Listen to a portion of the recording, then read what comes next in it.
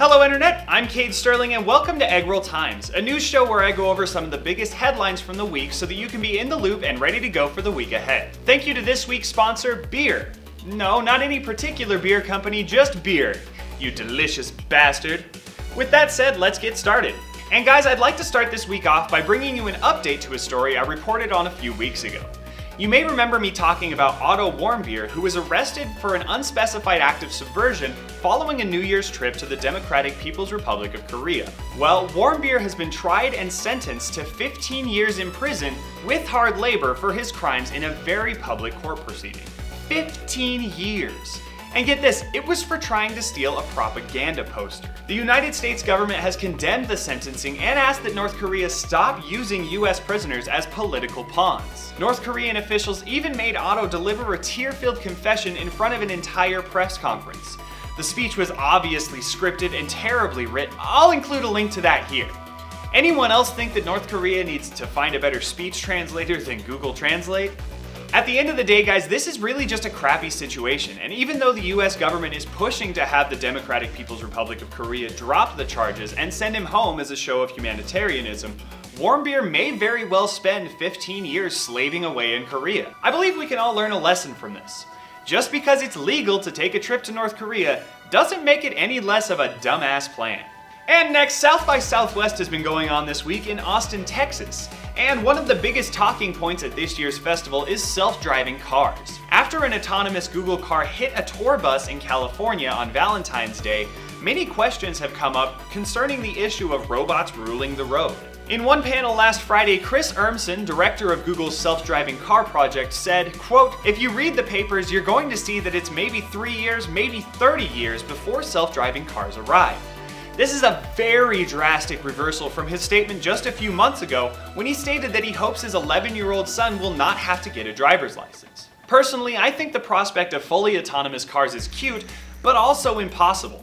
On one side, you've got the people trying to reduce the number of deaths caused by automobile accidents, which were well over 38,000 last year, with millions injured. But then there's the fact that autonomous cars can't be like smartphones, where bugs can just be annoying for a while and then fixed with a software patch. People die from self-driving car glitches. Before there's any consumer need or even a want that can be expressed, the system has to be proven flawless. Plus, I really doubt that you're going to be able to talk motorheads out of driving their hot rods, no matter how safe the computer pushing the brake pedal is. In health news, the Centers for Disease Control and Prevention made waves this week by releasing their first ever guidelines for dispensing morphine-like addictive drugs such as Vicodin and Oxycontin. According to this graphic from the National Institute on Drug Abuse, an estimated 18,893 people died in 2014 of overdoses from opiates. The United States has long had a problem with prescription drug abuse, and this is the first step along the way to combating that problem.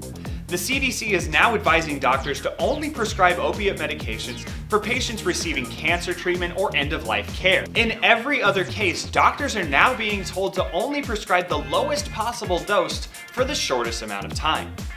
Too many Americans have bottles on bottles of old painkillers lying around in drug cabinets, making them too accessible and addiction all the more likely. I'm interested to see where this story goes from here and what effect it will have on the shocking number of deaths from the last several years. And now in surprising movie news from our future overlords over at Disney, Harrison Ford and Steven Spielberg are making another Indiana Jones movie.